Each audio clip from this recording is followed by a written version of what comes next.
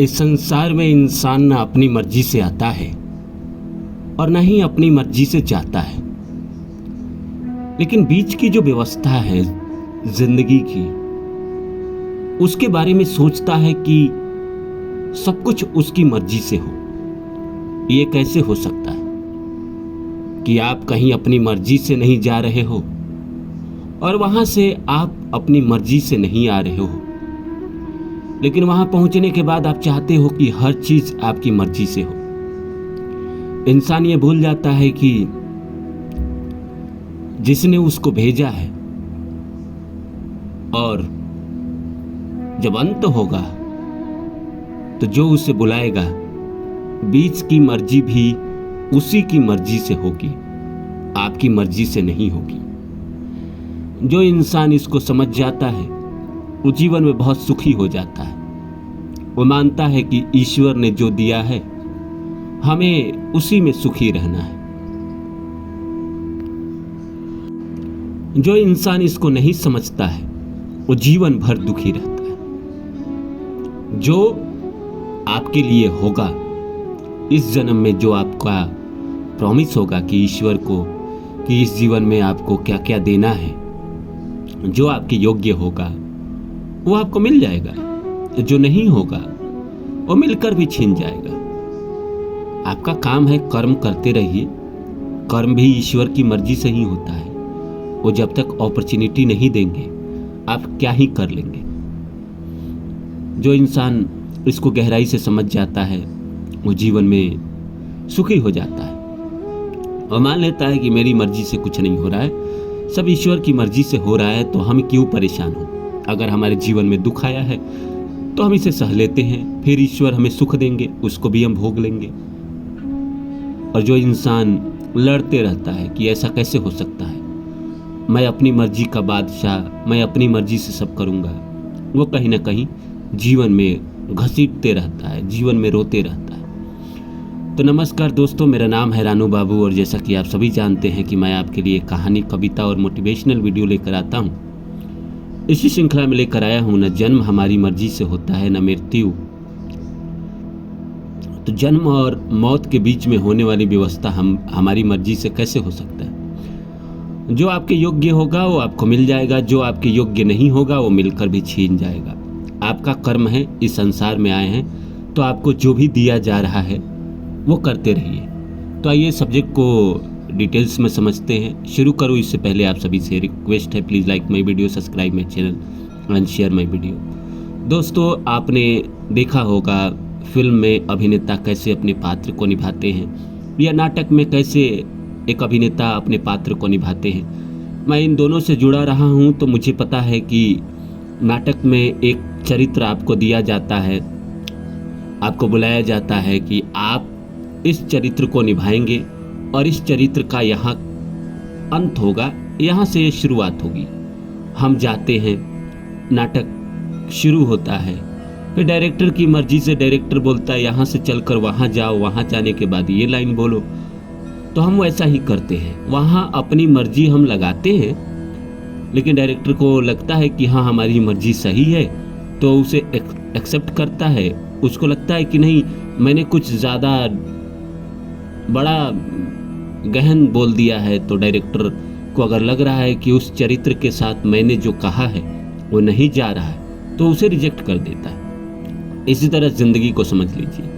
भगवान की मर्जी से हम इस संसार में आए हैं, भगवान की मर्जी से ही जाएंगे, यानी हमारा रोल तय है। इस संसार में हम आए हैं तो क्या क्या करना है, इस जीवन में आपको क्या क्या कर्म दिए गए हैं। इस जीवन में हो सकता है आपको नौकरी, पद, प्रतिष्ठा, दुनिया को मोटिवेशन देना।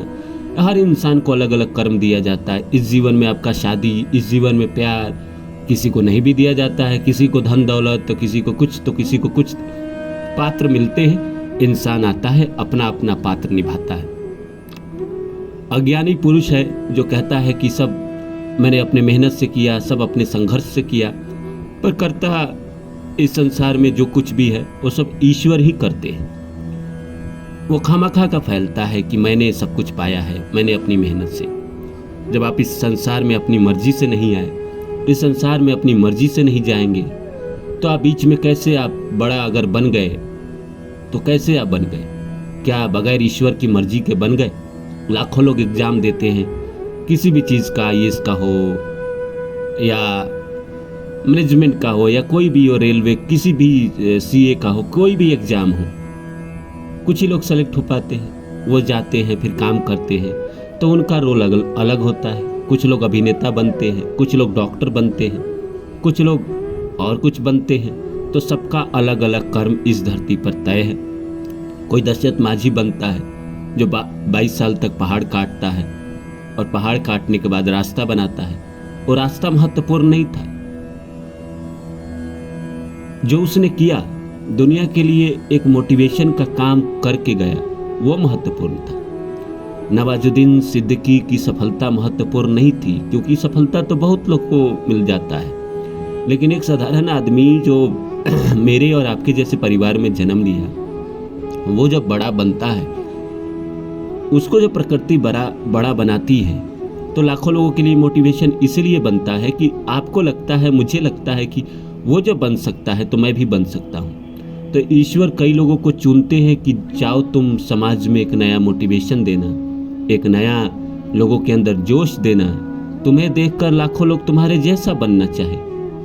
कई लोग ऐसे होते हैं जो जीवन भर अपना जन्म से लेके मरने तक अपने परिवार का कर्तव्य निभाते हैं, परिवार के लिए जीते हैं, परिवार के लिए साधन उपजाते हैं, तो उनका कर्म वैसा है। तो इसलिए मैं आपसे कहता हूं कि बहुत बेचैन होने की ज़रूरत नहीं है।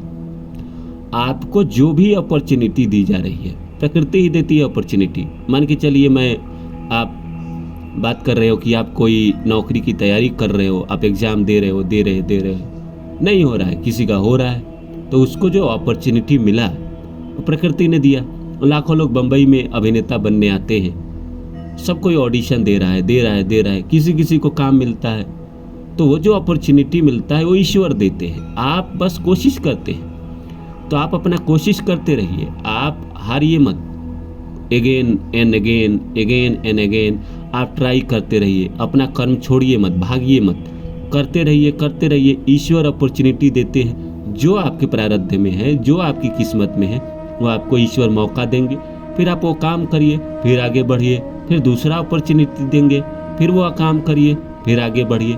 जीवन इसी तरह चलता है। आप छटपटाते रहोगे कि मैं बिल गेट्स नहीं बन पाया, मैं धीरू भाई अंबानी नहीं बन पाया। आपके प्रारब्ध में हो सकता है ये वाला बात ना हो। कोई छटपटाता है कि मुझे प्यार नहीं मिला।